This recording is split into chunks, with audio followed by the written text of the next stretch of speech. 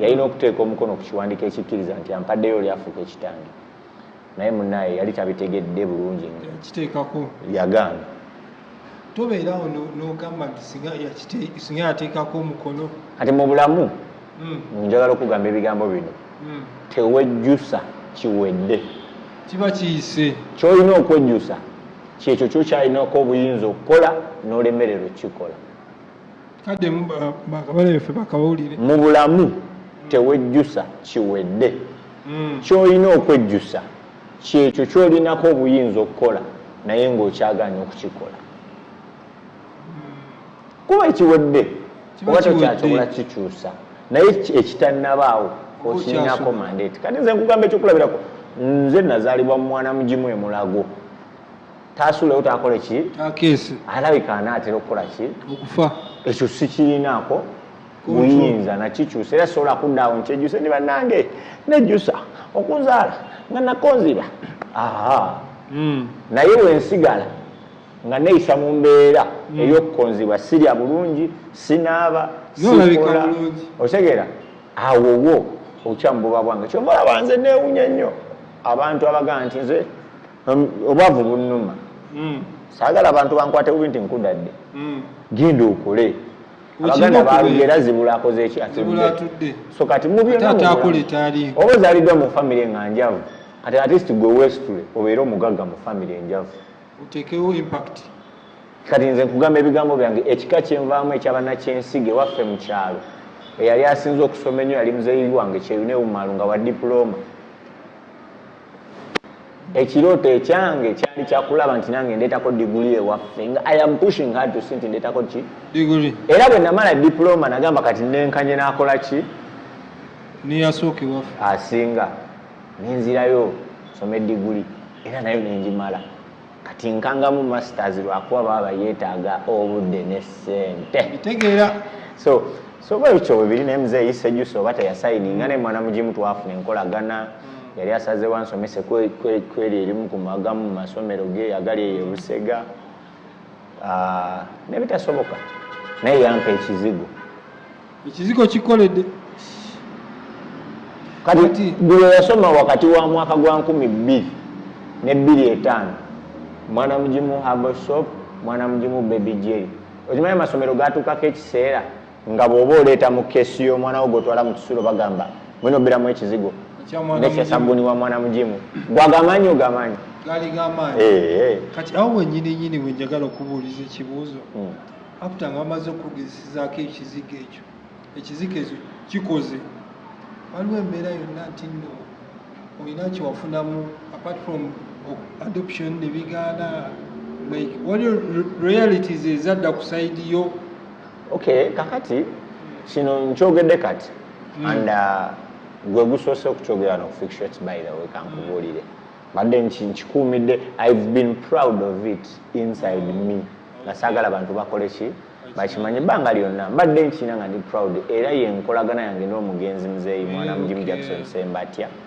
ye olw'okusanyuka okungi yali asazeewo nfuukire eddala omwana ewaka kuba nali mwana nga mbeerawo ewaka waffe awo enatete mu factory zone kumpi ne Busega nga mbeerawo ndi mwana wawaka naye nga ayagala nfuukire eddala omwana muki mu mateeka naye tekyasoboka era tewali na royalties kubanga ebyo kyebijja abantu babitegeere nti kino bwe kibaawo ekyokubiri loyalty gye nasooka ofuna nawona era kino ekyembadde ng'ennuku nawona ndirina kulaga kafaananyi omanyi tuwogera abatula abantu bayinza olowooza tuli ku sho tunyumya mboozi ya sho ngenda kulaga akafaananyi mubutuufu naawe ogambe nti musajja mwana mugimu n'ekizigo tiiki kyakola nawona at the same time omusajja oyo mulaba teyakomawo omuntu watekinga step nagamono kamutwale ng'omwana aba asazeewo aba asaliddewo ddala naye awumulemire kansigaze erinnya nettaala eyo nga tuguddeyo tukulaba ozze olinnya madaala tukulaba baddeko geri president wa Silaawo St. Lawrence naye mu kisanja kyo ebikolwa nga byalimu bingi oba etwalabako mu mawulire simanya Shapiki mwana mugimu ali mu depression ate waliwo n'ebifaananyi awo ebyafulumaka awo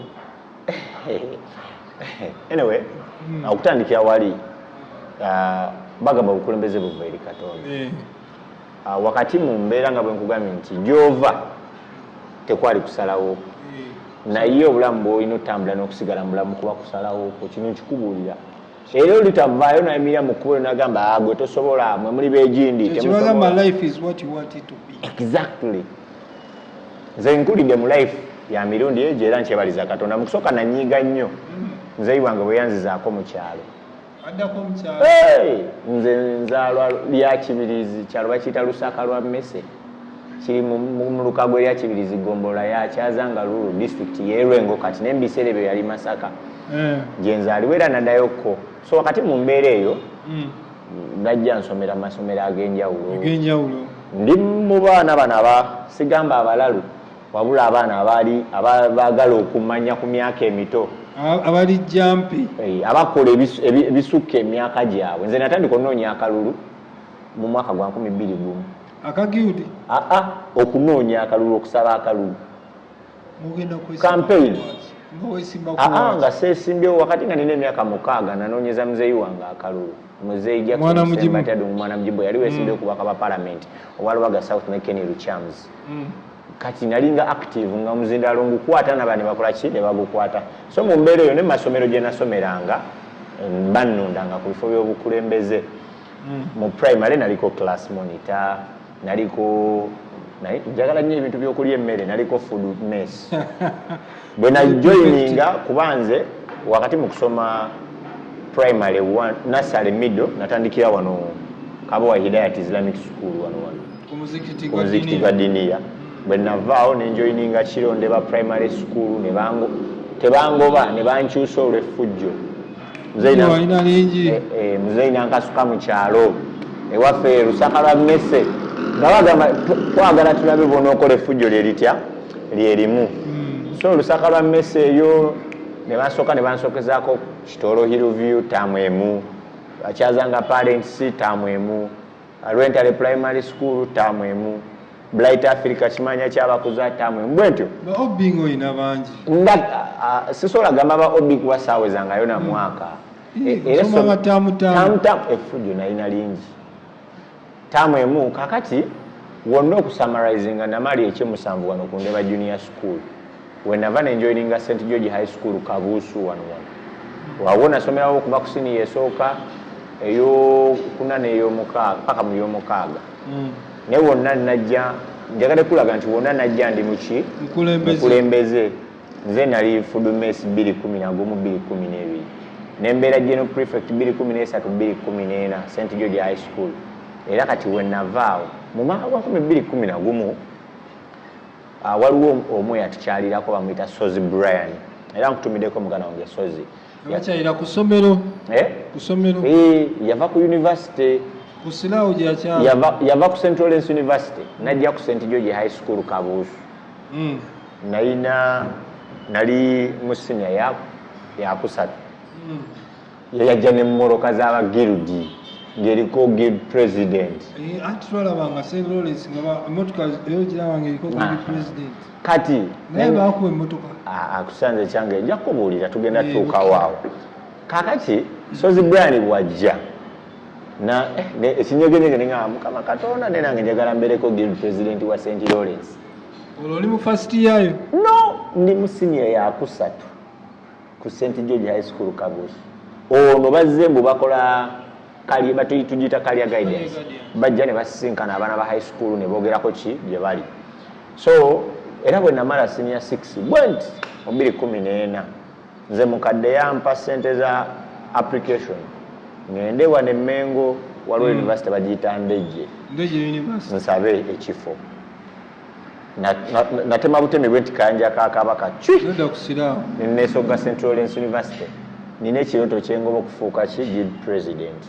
Kikyali ekiroto kyange era mu first year ku diploma. Nolonya akalu ku diploma nga njagala ba guild ne bangamba aba first year tebesimbawo ku bwaki ku bwa guild. Era nesimbawo ne bannonda ku bwa GRC representative waba faculty of business and Management Studies mu GRC mu 2017-2018 ne bantikira diploma yange nga 29 November